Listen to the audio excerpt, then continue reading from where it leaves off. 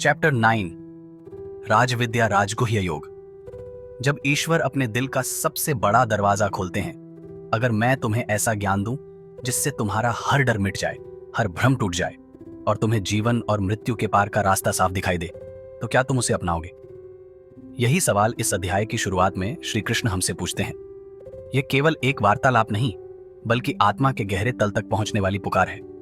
यह कोई साधारण अध्याय नहीं है। यह है राजविद्या यानी ज्ञानों का राजा और राजगुह्य यानी रहस्यों का भी रहस्य। यह गीता का वह क्षण है जब ईश्वर न केवल अर्जुन को बल्कि हम सबको अपने हृदय का सबसे भीतरी द्वार खोलकर उसमें छुपा अमृत प्रदान कर रहे हैं। इस अध्याय में श्री कृष्ण कहते हैं कि यह ज्ञान पवित्र है, शुद्ध है और पालन में आसान है। यह केवल विद्वानों, सन्यासियों या योगियों के लिए नहीं है, बल्कि हर उस व्यक्ति के लिए है जो श्रद्धा से भरा है और संदेह के बोझ से मुक्त है। लेकिन वे साथ ही एक चेतावनी भी देते हैं। यह ज्ञान केवल उन्हीं के सामने खुलता है जिनके दिल में विश्वास है। अगर मन में लगातार संदेह, अहंकार या ईश्वर को तर्क के तराजू में तौलने की प्रवृत्ति है, तो यह ज्ञान केवल सुनने भर का विषय बनकर रह जाएगा, अनुभव में नहीं आएगा। श्रद्धा यहाँ वह चाबी है जो इस दिव्य द्वार को खोलती है, और बिना इस चाबी के यह मार्ग अदृश्य बना रहता है।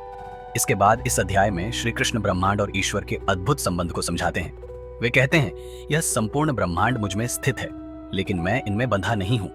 यह विचार जितना गहरा है, उतना ही मुक्तिदायक भी। ईश्वर हर जगह है, आपकी सांस में, आपके विचारों में, पेड़ों के पत्तों में, समुद्र की लहरों में, सूरज की किरणों में, लेकिन वे किसी एक में सीमित नहीं। जैसे समुद्र में अनगिनत लहरें उठती और मिट जाती हैं, लेकिन समुद्र किसी एक लहर में बंधा नहीं होता।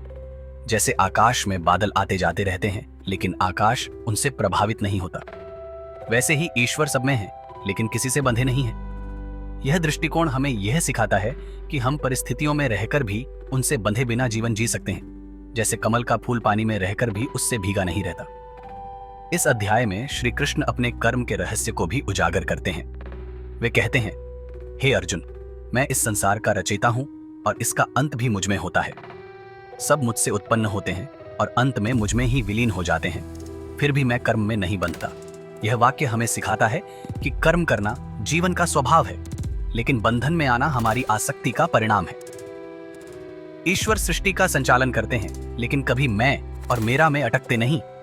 अगर हम भी अपने कर्म को केवल कर्तव्य मानकर परिणाम को ईश्वर को अर्पित कर दें, तो हम भी इस बंधन से मुक्त हो सकते हैं। यहाँ एक गहरा संदेश छिपा है। अधिकतर लोग यह मानते हैं कि मोक्ष पाने के लिए संसार को छोड़ना जरूरी है, लेकिन इस अध्याय में श्री कृष्ण कहते हैं कि असली योग संसार छोड़ने में नहीं, बल्कि संसार में रहते हुए आसक्ति छोड़ने में है। यह जीवन के हर क्षेत्र में लागू होता है, चाहे वह परिवार हो, काम हो या रिश्ते। हम जिम्मेदारी निभाते हुए भी भीतर से स्वतंत्र रह सकते हैं। इस अध्याय का एक अत्यंत प्रेरणादायक हिस्सा है भक्ति की सरलता। श्री कृष्ण कहते हैं, जो मुझे प्रेम और भक्ति से एक पत्ता, एक फूल, एक फल या जल की एक बूंद भी अर्पित करता है, मैं उसे स्वीकार करता हूं। इस वाक्य में भक्ति का सार छिपा है। ब्रह्मांड के स्वामी, जिनके पास सब कुछ है, वे भी हमारे प्रेम की एक बूंद से प्रसन्न हो जाते हैं। यहाँ किसी महंगे चढ़ावे की आवश्यकता नहीं, किसी बड़े अनुष्ठान की शर्त नहीं, केवल दिल की सच्चाई मायने रखती है। यह शिक्षा हमें याद दिलाती है कि ईश्वर को पाने के लिए आडंबर की जरूरत नहीं, बल्कि सच्ची भावना ही पर्याप्त है।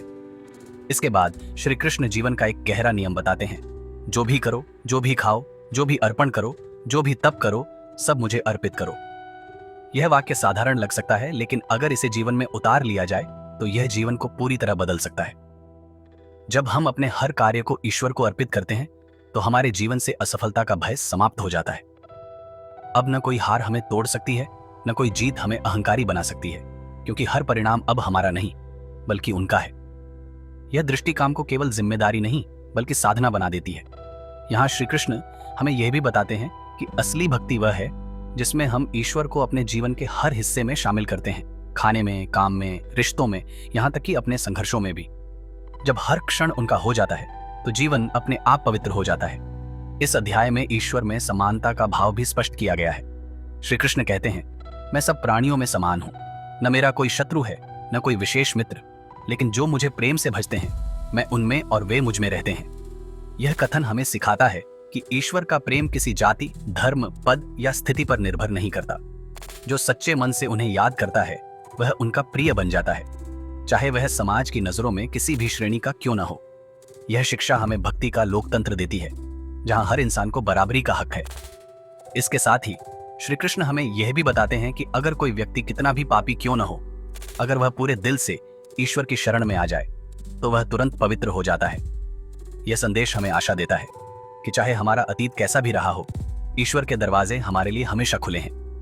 अंत में श्री कृष्ण एक अटूट वचन देते हैं, जो भी मेरा स्मरण करता है मैं उसे कभी नहीं छोड़ता। यह केवल अर्जुन के लिए नहीं, बल्कि हर उस व्यक्ति के लिए है जो सच्चे मन से भक्ति करता है। यह वादा समय, मृत्यु और जन्म के पार भी कायम रहता है। यह हमें गहरी सुरक्षा और अपनापन का अनुभव देता है कि चाहे परिस्थिति कैसी भी हो, ईश्वर हमारे साथ है। जब यह विश्वास हमारे भीतर स्थापित हो जाता है तो जीवन के तूफान भी हमें डिगा नहीं पाते। इस अध्याय का सार यही है, श्रद्धा इस ज्ञान का द्वार है और भक्ति वह कुंजी है जो हमें सीधे ईश्वर के हृदय तक पहुंचा देती है। निस्वार्थ भाव से कर्म करना हमें बंधनों से मुक्त करता है और अपने हर कार्य को ईश्वर को अर्पित करने से जीवन का हर क्षण साधना बन जाता है। ईश्वर सब में समान है, लेकिन जो प्रेम से उन्हें पुकारते हैं वे उनके हृदय में विशेष स्थान पाते हैं। यह ज्ञान केवल शास्त्र का पाठ नहीं, बल्कि जीवन जीने की कला है। अगर हम इसे अपना लें तो जीवन के हर उतार चढ़ाव में भी हमारे भीतर शांति, संतुलन और आनंद बना रहेगा। तो मित्रों, अगर इस अध्याय ने आपके भीतर भक्ति की लौ जलाई है, अगर आपको महसूस हो रहा है कि श्री कृष्ण आज आपसे सीधे बात कर रहे हैं, तो अपने हर कर्म को उन्हें अर्पित कीजिए और देखें कि कैसे आपका जीवन भीतर से बदल जाता है।